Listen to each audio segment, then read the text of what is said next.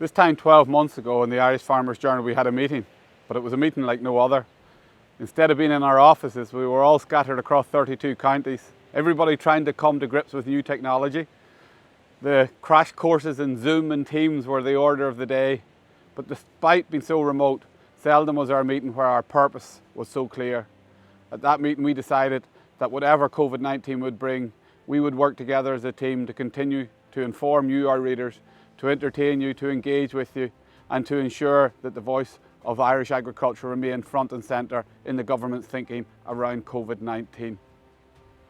I sincerely hope you, our readers, feel that we delivered on what we set out to do in the last 12 months. I know I speak for all of the team in the Irish Farmers Journal when I express a sincere thank you to each and every one of you for your support over the last 12 months.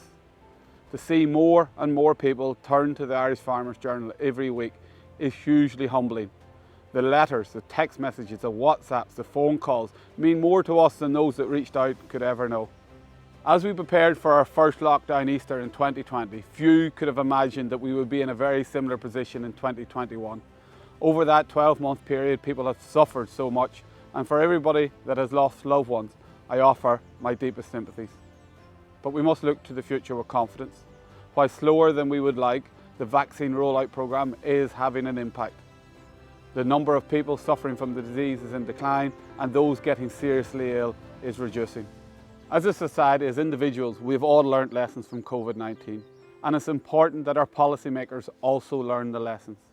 We have to acknowledge that the rollout of a global vaccination programme in the midst of a pandemic is going to create challenges.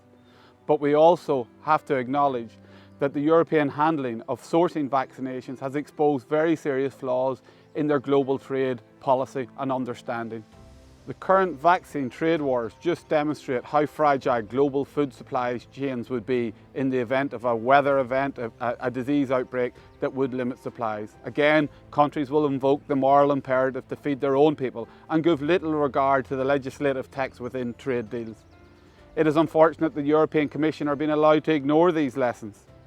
Instead of looking to improve food security in terms of looking to improve the economic robustness of food production within Europe, they are wedded to a farm-to-fork strategy that is deeply rooted in reducing and undermining the productive capacity of EU and Irish farms, with little regard for global food security and indeed little regard for the economic viability of European or Irish farmers.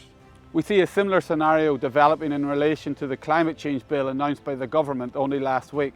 It is imperative that when setting sectoral targets, the Climate Change Advisory Council acknowledge the risk of carbon leakage and accept the extent to which agriculture's impact on the environment and how it is measured is flawed in the extent that there is no account taken for carbon sequestration in our soils. There is no doubt that we must work hard, farmers and the wider industry, to reduce the environmental footprint of global food production. But at the same time, we must recognise farmers as being central to the solution, but not the core of the problem.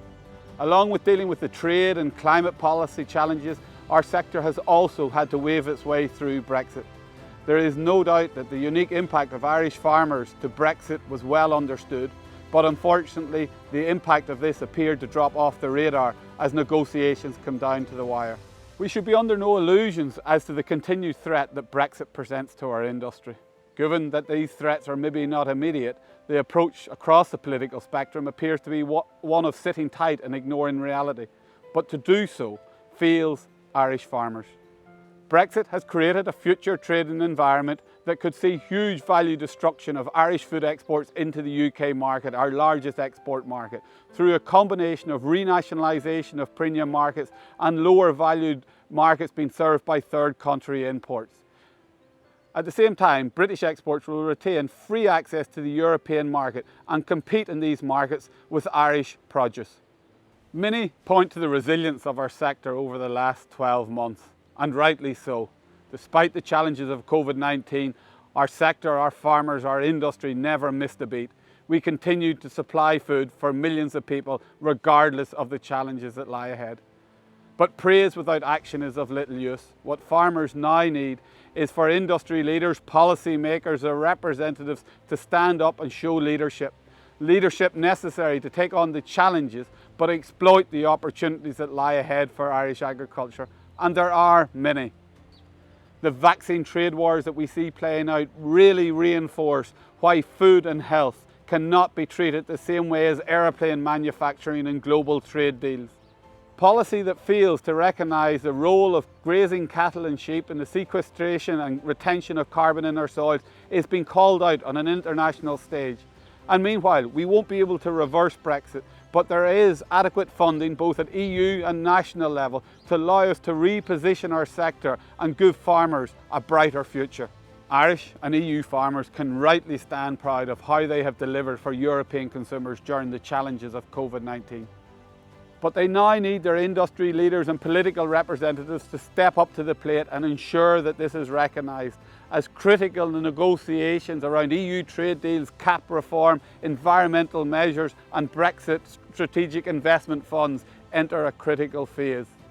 Ladies and gentlemen, I once again take this opportunity to thank you for your continued support and wish you and your families a very happy and safe Easter. Thank you.